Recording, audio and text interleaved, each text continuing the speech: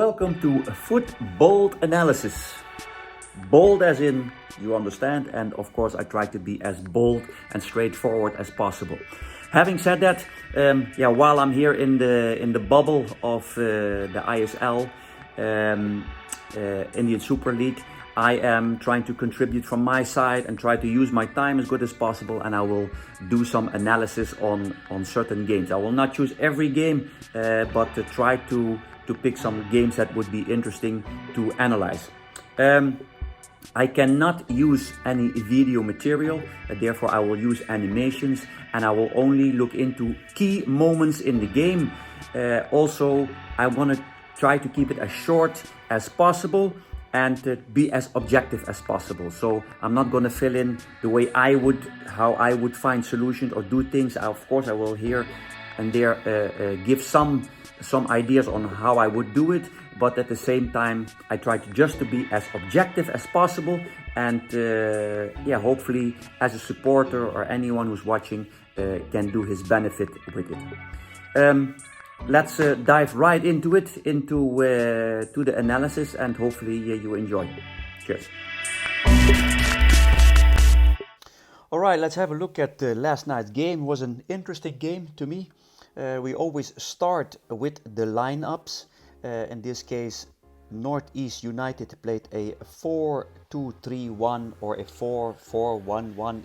It comes down to the same thing, and it was the same case for Kerala Blasters. Now, before we move on, this game can be analyzed in a few specific ways. I will start with the goals. And why I don't want to go right away into the tactical things of the game, because the goals, I think both teams played okay. First half Kerala a bit better, but second half bad. Why, we'll get into.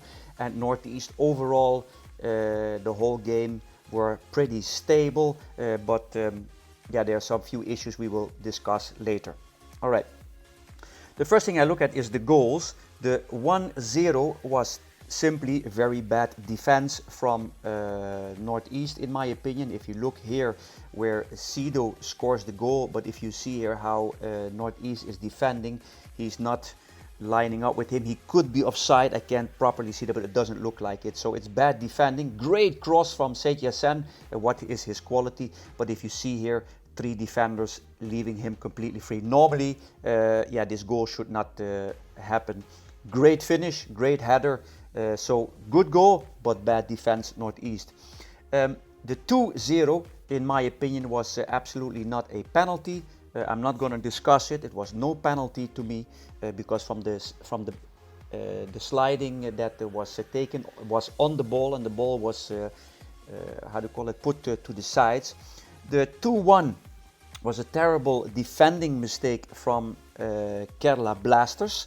Where you see here the corner is taken, where Hooper is marking on the striker there. He's on top of him, and suddenly he steps back, and even Jessel behind him, but normally he should be on top of him. So that was a bad defending part from Kerala Blasters.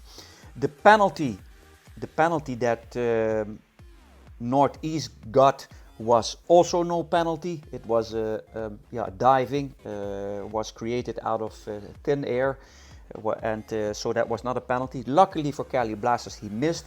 And the last goal, the 2-2, was an offside goal. Having said that offside with a VAR would be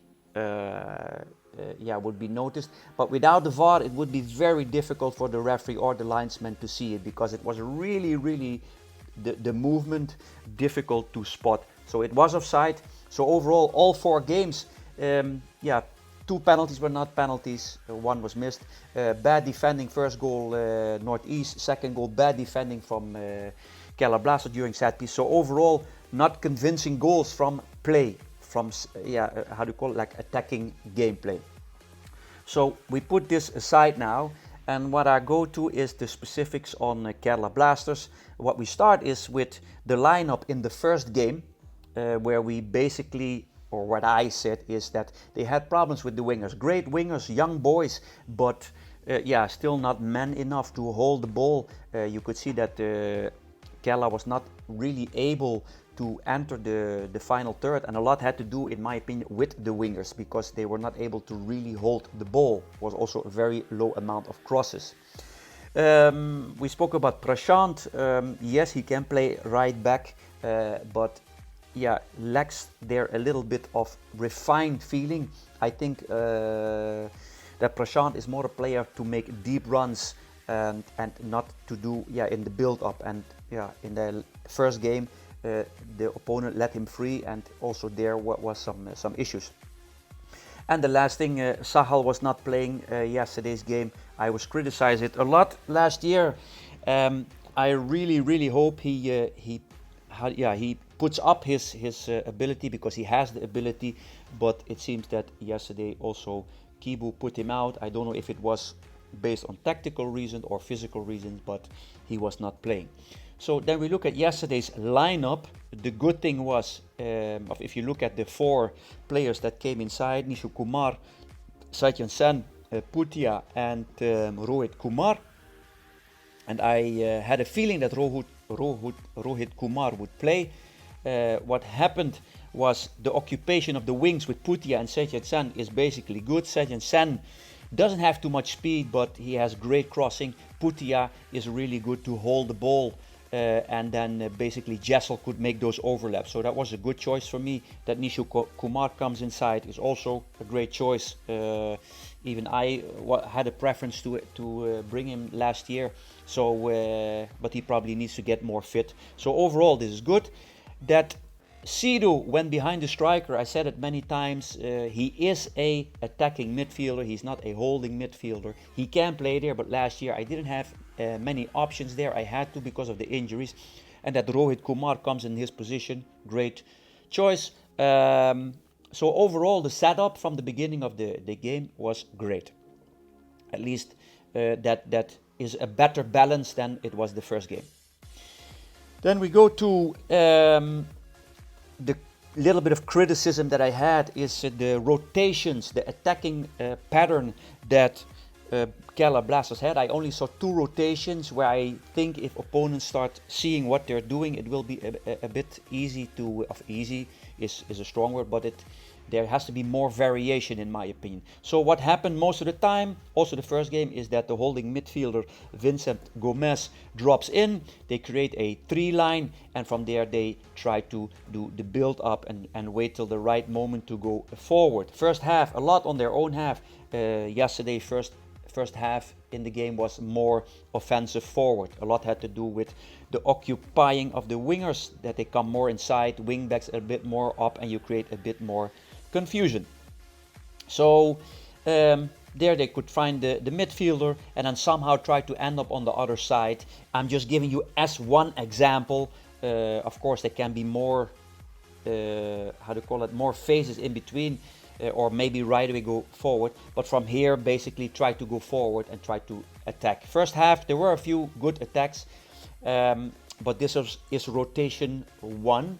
The second rotation, I also saw that last game, is basically the same idea, dropping in, winger comes inside, when the opponent presses, the ball goes to the side, and then either the winger or one of the midfielders try to get into that corner area, get the ball behind the defense line. Those 2 rotations are the main game plan, what I saw, and I think Keller should find more variations. So that also probably will gel when, over time, when you play more games. If you look at the statistics, basically, you could see both teams canceled each other out on ball possession almost. It was not too much difference. What stands out for me is that both teams were not really able to play a lot of football, because you can see that in the amount of passes, and also successful. So that was for both teams the same. And what stands out for me is that, the crosses. If you play with Hooper, I'm not convinced about Hooper till now. I said it also before even the start. He's a striker, he needs crosses. He's not a striker for the build-up, etc. You can also see the amount of crosses was not too high even in the last game. But let's hope that will improve. And the last thing, if you look at attacking play, I also look at how many corners do you get overall. Kella only had one corner, unless maybe I think I make a mistake there if they had maybe two corners. But this I got from the statistic, but they didn't have too many corners compared to United, especially for the second half.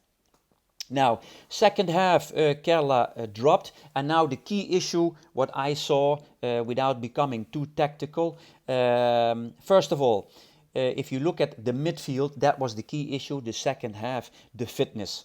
Northeast was fitness-wise much stronger, more dynamic, maybe mentally stronger. That is a difficult judgment to make, but fitness-wise, 100% sure, Northeast was fitter.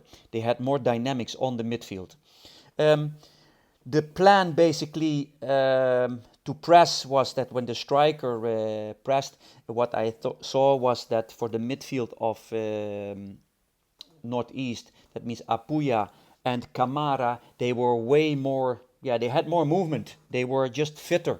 And that had the advantage for the second half. Whenever there was a build-up, you could see that the striker, and in this case Sidhu, would basically move forward. It becomes like a 4-4-2. The only criticism that I have, or I would do that different, is that in this case the winger of Kerala comes inside and had to basically mark on the midfielder. In this case that would be Kamara.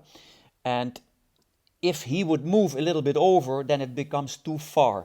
I'm not saying that this is wrong. This is a choice that I would do different. How? I'm not going to go into. But what happens is that, in my opinion, he should mark more forward to keep the pressure. Of course, they were trying to mark on Federico second half, and Vicente Gomez and Rohit Kumar tried to pick him up. But in my opinion, Vicente Gomez second half dropped very far fitness-wise. He had a high amount of meters run. He dropped very far. I will give you an example here where you see the lineup. In this case, Putia is up front and he changed with Sidhu, but it's about the organization, where you can see basically normally Sidhu and Hooper would there press, and then Putia would come here to the side. So the two strikers responsible for the two center backs, they try to press. What you can see here is Appia is completely free. They go forward here. You can see that in this case Sajjan Sen came inside. Appia still completely free. And they play now into the striker, where, in my opinion, the center back should mark forward. It gives him too much space. And what you see now is, if you want to press, you press as a backline forward. But I think this has to do with fitness. And this ball goes into the midfield, where you can see that Kamara gets the ball. And normally... and he switches side. So this organization, in my opinion, is not good enough. You see here Rohit Kumar come inside. He let go of Kamara. And somehow you can see it here very well that he's changed side. That you have the two central midfielders and Sajjan Sen coming inside and still are not able to catch him. As I said, he comes all the way inside, but also that has a next consequence, that the left wing back is now going to make a overlap where they create danger. So, and organization-wise, I would do it a little bit different. I'm not saying it's wrong, because maybe fitness-wise, that's why it's not fully working. But the thing that I'm 100% sure is that second half, Kerala Blasters fitness-wise dropped, and especially on the midfield. So I want to add to that I was a bit surprised why Sidhu went outside, because I know Sidhu, he's probably the fittest of all. Last year also he could play 3 games, and when Sidhu went outside, the midfield physically became less. But again, I can understand the substitute, because he wanted to bring maybe in the new player with some more creativity. But Yeah, it was for me like okay when he went out, I had a feeling okay, but then you will lose somebody who can make those meters. But you bring in a fresh guy, so yes, it's not a big issue to discuss. And when Prashant came inside on the right side, yeah, he gets game time, but he didn't add anything in my opinion to the game. All right, we go last but not least to Northeast. I have to be a bit quick because have to keep it within 15 minutes. I think Northeast has two great centre backs, two really good holding midfielders. That block is very solid, very stable, a lot of movement. I like really the right winger, Nintoy, if I'm correct. Creative speed. Overall, I think that Northeast can make it very difficult for many teams defensively, but offensively there needs to be more variation in my opinion, and I still want to see how the striker over time will develop. Overall, solid performances from Northeast defensively, offensively. I still want to see more. And as I said last of this game yesterday, I think that Kerala fitness-wise dropped far, and it gave also more spaces for Northeast. But at the same time, that means, in my opinion, Northeast was fitter.